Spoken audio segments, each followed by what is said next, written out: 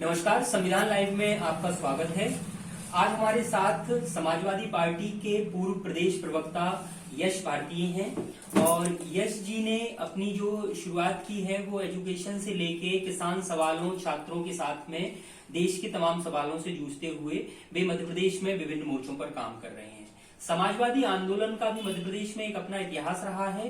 मध्य प्रदेश गठन के बाद से ही समाजवादी जो लोहिया की समाजवादी विचारधारा थी, जेपी तक आते आते और फिर उसके बाद रघु ठाकुर का होना भी मध्य प्रदेश में समाजवादी आंदोलन की एक बड़ी परिघटना रही है।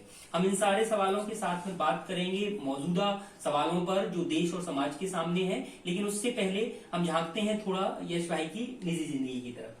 इस बार शुरुआत में आपसे ये करना चाहूंगा कि आपका बचपन ग्वालियर और संभवतः भोपाल के आसपास गुजरा है, तो वो कौन सी बातें थी जो आप इस दौर में समाजवादी विचारधारा की तरफ मुखातिब हुए? सचिन भाई, क्या हुआ कि मेरा जन्म ग्वालियर में हुआ और ग्वालियर में जन्म होने के कारण आप समझते हैं वर्तमान दौर में भी राजा और महाराजाओं का सिलसिला आज भी ग्वालियर क्षेत्र में है। तो मैंने बचपन से वो फीलिंग देखी हुई है, वो एहसास किया है जो राजा वाली बातें होती हैं। राजधानी भोपाल में आसपास तो वो चीजें नहीं है, लेकिन ग्वालियर क्षेत्र में आज भी वो चीजें हैं कि एक पूरे घराने को महाराज मान के चलना और वहां से कोई आदेश हो रहा है या कोई नेतृत्व अगर कोई काम कर रहा है तो उसको बड़ा सहर्ष स्वीकार करना और उसको बड़ा मान सम्मान से लेते थे कि अगर कुछ कहा गया है। तो वहीं बहुत सारे लोग रहे और पिताजी ने वहाँ काम शुरू किया। तो हम लोग कोचिंग क्षेत्र में थे, शिक्षा के क्षेत्र में थे। तो पिताजी ने मध्य प्रदेश के अंदर सबसे पहली कोचिंग स्थापित करी। कोचिंग शब्द जो था वो खेल कूद में इस्तेमाल होता था, शिक्षा क्षेत्र में इस्तेमाल नहीं होता था।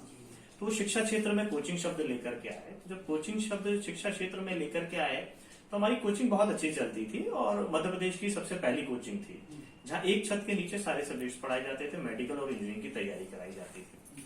अब मेडिकल और इंजीनियरिंग की तैयारी आप समझ सकते हैं कि 80 के दशक में लगभग मेडिकल और इंजीनियरिंग दो ही फील्ड हुआ करती है कि अगर आप पढ़े लिखे हैं तो आपको या तो डॉक्टर बनना है या इंजीनियर बनना है, और उसके अलावा कोई बहुत ज्यादा रास्ते होते नहीं थे पढ़ लिख के आगे बढ़ने के लिए।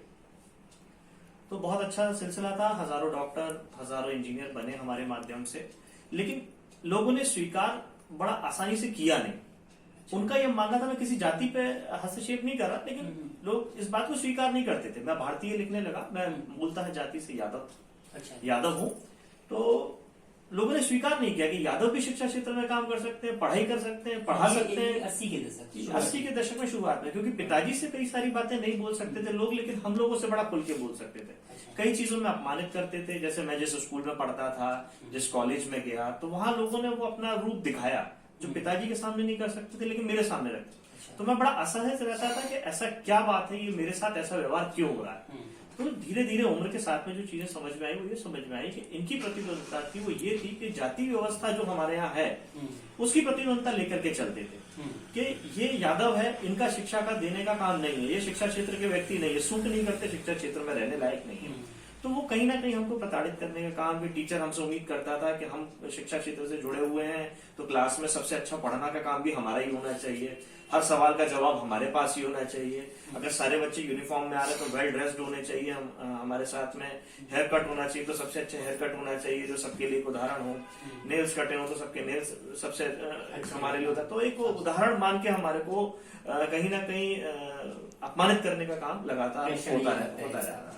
तो उस समय तो मेरे पास जवाब नहीं था। मुझे ऐसा लगता था कि शायद हो सकता है कुछ और कारण होगा, मैं गलत हूँ तो एक छोटे बच्चे पे क्या हो सकता है। लेकिन जैसे जैसे उम्र बीती, चीजें बीती, सामने आई तो समझ में आने लगा कि नहीं, ये संकुचित मानसिकता के कुछ लोग थे, मैं सबकी बात नहीं रहा, कुछ लोग थे कि उन लोगों ने कहीं ना कहीं मुझे प्रताड़ित करने का काम किया। और समझ में आया कि व्यवस्था में आज भी जातियों को लेकर के, धर्म को लेकर के कितनी असमानता है।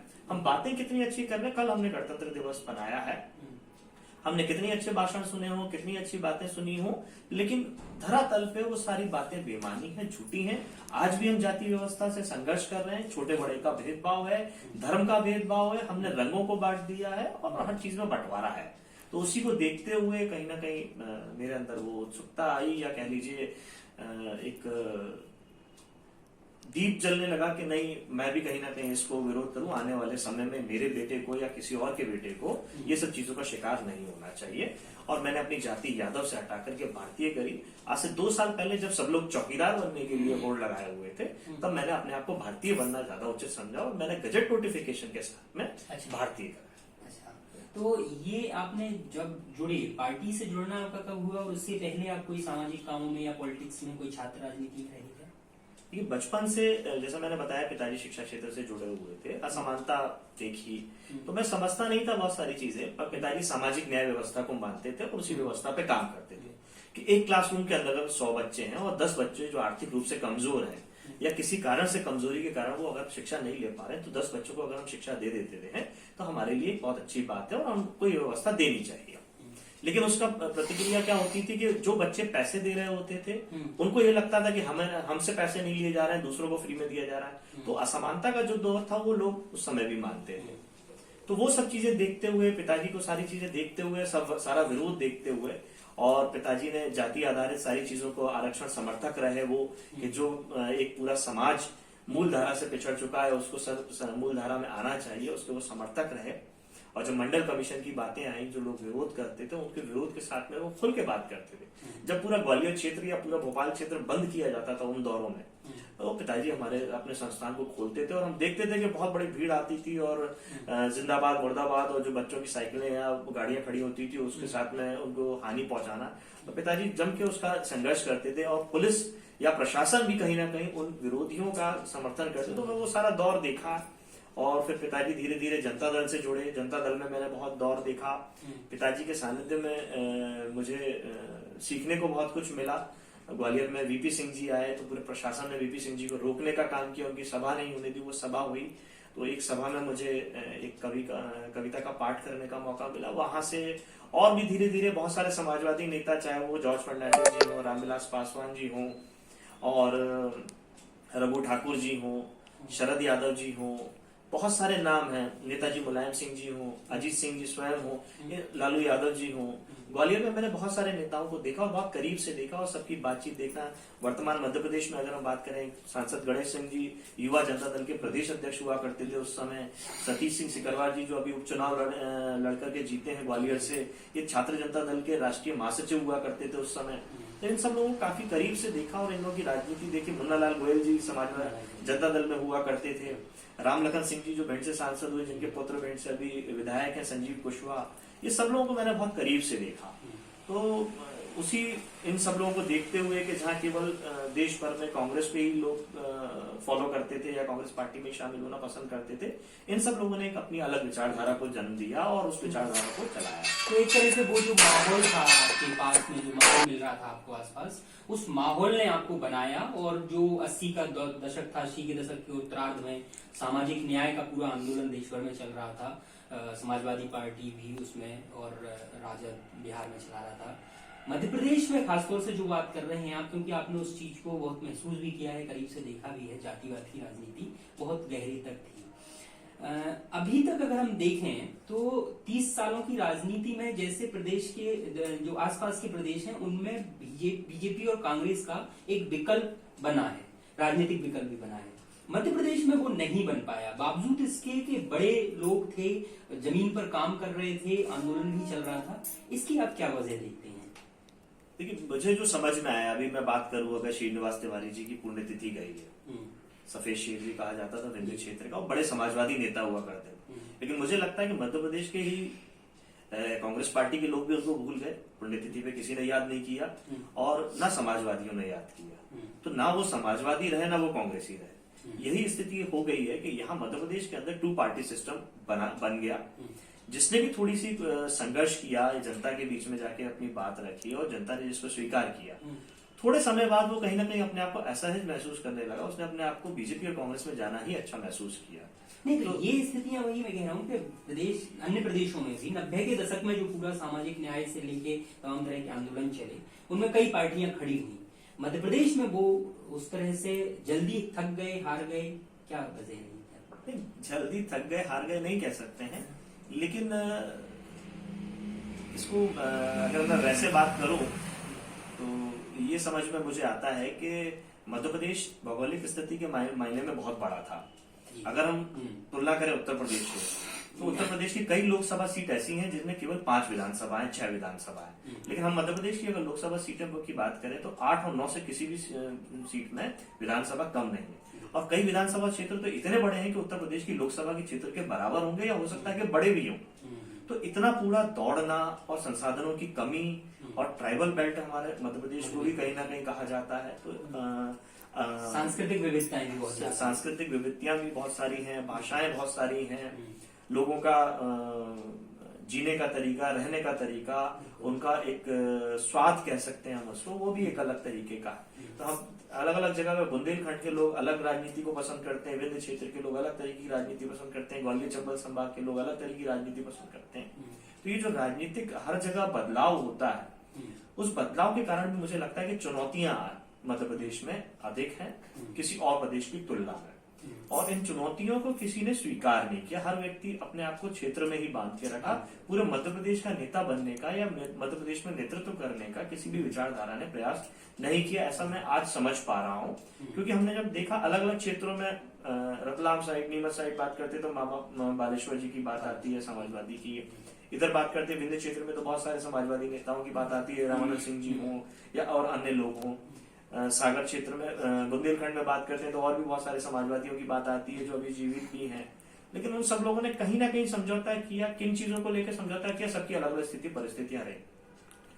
ये समझौते की जो राजनीति शुरू हुई, अगर ये शुरू नहीं होती तो शायद मध्य प्रदेश का परिदृश्य भी कुछ अलग होता। और ये समझौते की राजनीति मुझे लगता है और प्रदेशों में उतनी आसानी से शुरू नहीं हुई, इसीलिए वहां परिवर्तन भी हुए समय समय पे, चाहे दिल्ली में आम आदमी पार्टी हो या साउथ में अगर हम बात करें, दक्षिण में हम बात करें, तो और नई नई पार्टियां आई और उन्होंने अपना परिवर्तन किया। इसका एक मुख्य कारण तो मुझे यही समझ में आता जी। इससे थोड़े से और आगे की तरफ आए, 90 का जो दशक था उसमें समाजवादी आंदोलन ने राजनीति को एक नई दिशा दी थी, और उसके बाद लेकिन उसमें कई तरह की टूटें शुरू हुई। जनता दल का भी जैसे आपने जिक्र किया, जनता दल के बाद तमाम तरह के दल बने, और आज भी जब हम बात करते हैं तो कम्युनिस्ट पार्टियों के जितने धड़े हैं उससे ज्यादा धड़े आज समाजवादियों के दिखाई देते हैं, और दोनों ही विचारधाराएं कहीं ना कहीं करीब भी लगती हैं। व्यक्तिगत रूप से आपको क्या लगता है कि अगर ये दो विचारधाराएं एक साथ आती हैं तो क्या वो कांग्रेस और बीजेपी का विकल्प बन सकती हैं? पहली बात। दूसरा, इनके ना आने के पीछे, क्योंकि इनकी कोशिशें 30 सालों में बहुत हुई है, और लेकिन उस तरह का कोई एक ऑर्गेनिक रिश्ता नहीं बन पाया, उसको किस तरह से देखते हैं आप? कि सरकारों में तो साथ रहे कम्युनिस्ट और समाजवादी भावना के जो दल हैं, वो लोग सरकारों में तो साथ रहे। चाहे आप पश्चिम बंगाल में देख लें, ज्योति बसु जी की सरकार रही हो तो उसमें समाजवादी पार्टी से जुड़े हुए जो अभी वर्तमान में राष्ट्रीय उपाध्यक्ष भी हैं, नंदा जी, वो कैबिनेट मिनिस्टर रहे लंबे समय तक, मुझे लगता है 20 से 22 साल तक लगातार वो मिनिस्टर रहे पश्चिम बंगाल में। और केंद्र में सरकार रही तब भी सब लोग साथ में रहे, जब जनता दल की वीपी सिंह जी की सरकार थी तब भी साथ में रहे, और अन्य जगह भी मैं महसूस करता हूँ कि लोग साथ में रहे। तौर में मतलब जो अभी 10-20 सालों की जो राजनीति है इधर, उसमें किस तरह देखती है इस रिश्ते को आप? आपने जो बात शुरुआत में करी थी कि समाजवादी के धड़े बहुत ज्यादा हैं, कम्युनिस्ट पार्टी के जैसे धड़े, तो जनता दल जो बिखरा था, जनता दल भी समायोजित हुआ था बहुत सारे दलों के साथ में। तो एक कोशिश थी कि सारे समाजवादी आंदोलन को एक साथ एक मंच दिया जाए, वो जनता दल के रूप में बना था। उसमें कई कांग्रेसी भी आए थे जैसे वीपी सिंह जी थे, तो बहुत सारे लोग एक साथ आए और एक वो सफल प्रयोग था और उसमें अच्छा परिवर्तन आया। निर्णय जो लिए गए बहुत अच्छे निर्णय भी हुए, जिसमें मंडल कमीशन का लागू होना एक बहुत क्रांतिकारी निर्णय था, जिसने पिछड़ा वर्ग के लोगों के लिए एक राजनीति को ही बदला और पिछड़े वर्ग को मुख्य धारा में आने का मौका भी मिला, जो ना अनुसूचित जाति में थे, ना अनुसूचित जनजाति में थे, ना अल्पसंख्यक में थे, लेकिन ऐसी स्थिति में थे जिनकी बात कोई करता नहीं था। तो मंडल कमीशन लागू होने से जनता दल की उस सरकार की एक बड़ी उपलब्धि है, और उस के माध्यम से ही बहुत बड़ी मुख्यमंत्री बने, तो बहुत सारी शक्तियां और प्रदेश में बनी, चाहे वो बिहार हो, मध्य प्रदेश हो। मुझे जहां तक ध्यान आ रहा है, अभी तुरंत तो नहीं स्मरण कर पा रहा हूँ, लेकिन फिर भी मेरे ख्याल से शायद 7 राज्यों में उस समय सरकार हुआ करती, और मध्य प्रदेश में शायद 20 से ऊपर विधायक हुआ करते थे जनता दल के। तो एक बड़ी ताकत थी जनता दल, लेकिन क्योंकि सब अपने आप में ताकतवर नेता थे, सबके अपने विचार थे, और लोहिया जी, जयप्रकाश जी और भी हमारे समाजवादी जो मधुलिमे जी, ये सब लोग बड़े वैचारिक रूप से भरे हुए लोग थे। इनके पास कोई खोखलापन, ये किसी के फॉलोअर्स नहीं थे, ये अपने आप में एक विचारधारा थे।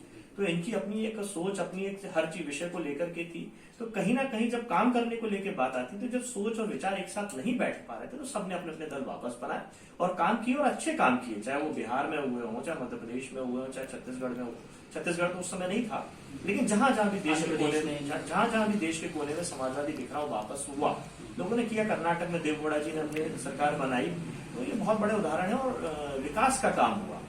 और जो जहर वर्तमान दौर में मिल रहा है वो जहर तो कम से कम उस समय नहीं परोसा गया सरकार के माध्यम से कि अपनी सरकार स्थापित रखने के लिए या अपने दल को स्थापित रखने के लिए किसी भी तरीके का जहर फैलाया जाए। कोई भी व्यक्ति मुख्य धारा से अगर पिछड़ रहा हो, चाहे वो जाति के नाम पे, धर्म के नाम पे, क्षेत्र के नाम पे, तो उसको मुख्य धारा में ही लाने का काम सारी पार्टियों ने उस समय किया और इसी कारण से सब लोग आगे बढ़ पाए। और आज के दौर में अगर हम बात करें कि अब क्यों नहीं हो पा रहा, जैसा आपका सवाल था, उस समय आरएसएस और बीजेपी के लोग पीछे हुआ करते थे। चेहरे जो हुआ करते थे समाजवादी आंदोलन के लोग हुआ करते थे जो वाकई में संघर्ष करना जानते थे।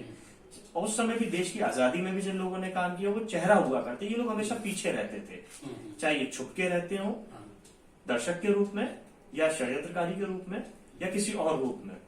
आज ये लोग उनका ही इस्तेमाल कर रहे हैं। आप बताइए, ये अगर वोट मांगने जाते हो तो क्या पंडित दीनदयाल उपाध्याय के नाम पे वोट मांगने जा रहे हैं, श्यामा प्रसाद मुखर्जी के नाम पे वोट मांगने जा रहे हैं? आज पश्चिम बंगाल का अगर चुनाव होने जा रहा है तो नेताजी के नाम का इस्तेमाल कर रहे हैं, नेताजी सुभाष चंद्र बोस जी के नाम का इस्तेमाल कर रहे हैं, ना कि पंडित दीनदयाल उपाध्याय, श्यामा प्रसाद मुखर्जी का।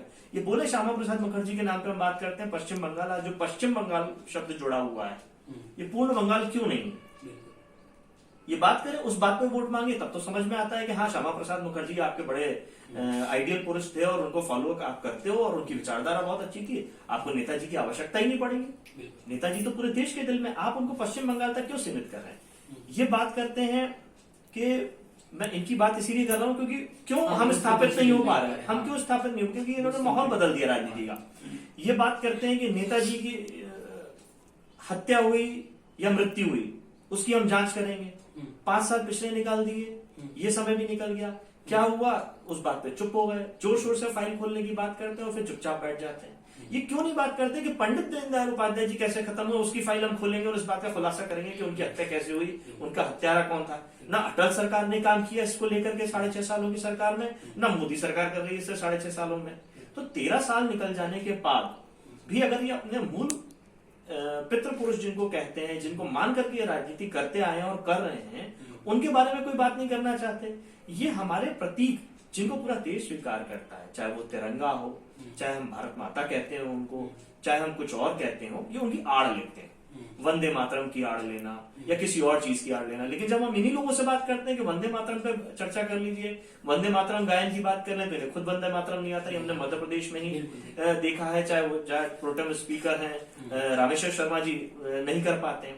कल के उद्बोधन में उन्होंने अपने, जब संविधान का दिन था पूरा कल, संबोधन में अंतिम शब्द जो बोला उन्होंने जय श्री राम बोला। क्या आवश्यकता थी जय श्री राम की? जो हमारे भगवान है, जो हमारे आराध्य हैं, वो हमारे दिल में बसे हैं, हमारे पूजा के हैं, वो हमारे लिए और भी सब लोग हैं। तो जब हम ऐसे पद पे बैठते हैं, जब प्रोटोन स्पीकर हैं और लाल परेड से हम सलामी दे रहे हैं, लोगों को संदेश देने की कोशिश कर रहे हैं, तो वहां बंटवारे की बात करना या अपने आप को दिखाना कि मैं किसी धर्म विशेष और फिर वो इस तरह से कहेंगे कि श्री राम कौन से बंटवारे की बंटवारे उनका इस्तेमाल उसी तरह से राजनीतिक बिल्कुल। तो ये जो राजनीतिक इस्तेमाल, प्रतीकों के राजनीतिक इस्तेमाल की पीढ़ी है, ये 90 के दशक में लगभग शुरू हो गई थी और 2000 के आसपास से वो बहुत तीखी हुई। मंडल को ही खत्म करने के लिए कमंडल की बात आई और जो यात्रा निकली थी अटल बिहारी वाजपेयी, जब उसमें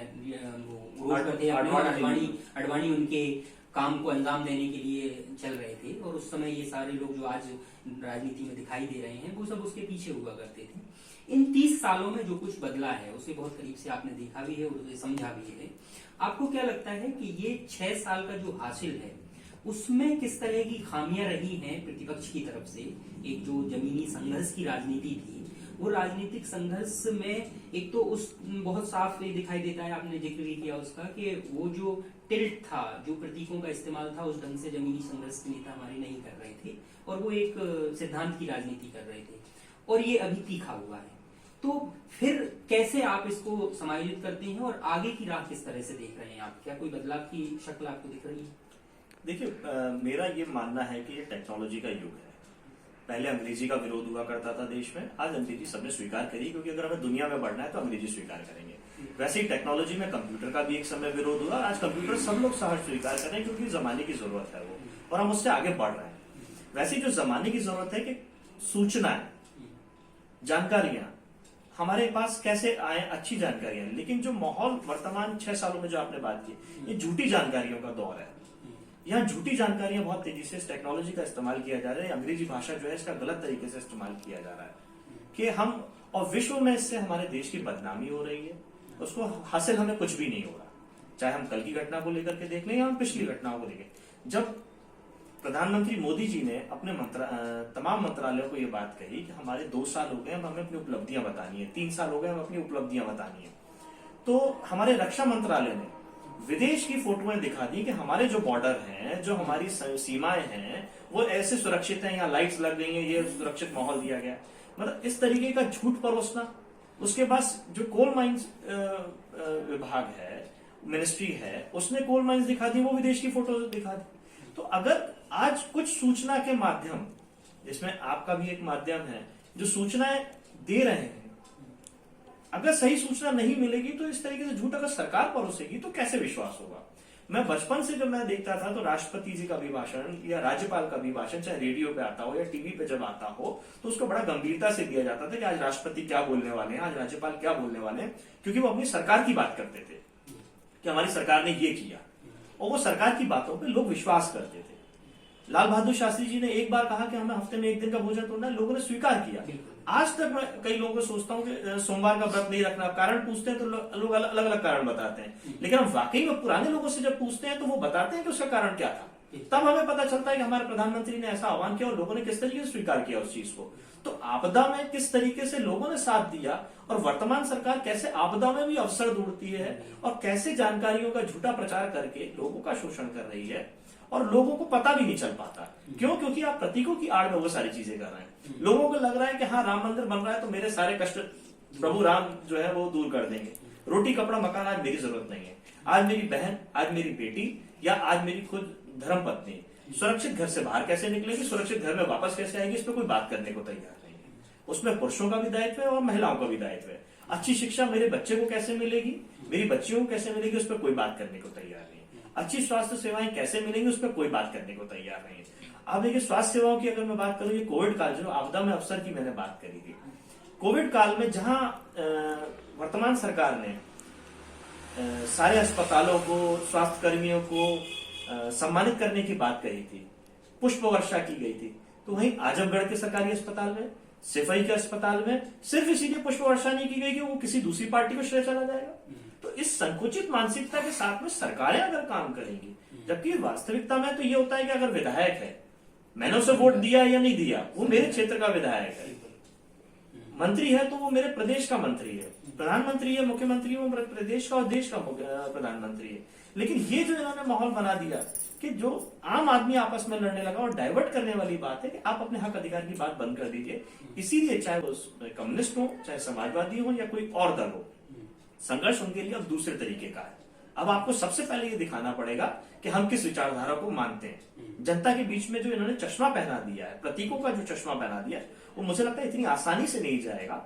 आज लोग बड़ा आसानी से 90 का पेट्रोल स्वीकार कर रहे हैं, 700 रुपए का सिलेंडर स्वीकार कर रहे हैं, जहां 300 रुपए का सिलेंडर का बड़ा भारी विरोध हुआ करता था, 40 रुपए 50 रुपए का पेट्रोल का भारी विरोध हुआ करता था, आज उसको बड़ा आराम से स्वीकार कर रहे हैं। उस पर कोई चर्चा नहीं। अगर आप चर्चा करते हैं तो आप, क्योंकि दूसरे दल के, विपक्ष के दल के, जो आपने प्रतिपक्ष दल की बात कही, तो प्रतिपक्ष दल अपना भूमिका कैसे निभा पाएगा जब दोनों एक दूसरे के ताली दोनों हाथ से बजती, जिसको हम कहते हैं।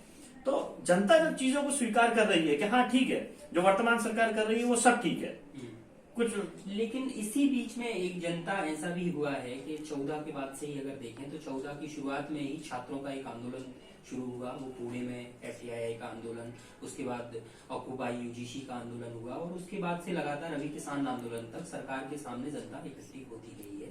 और भले ही वो छोटे छोटे आंदोलन हुए हों, और उनका फिर बड़ा स्वरूप अब पिछले 2 साल से तो देखने को मिल रहा है।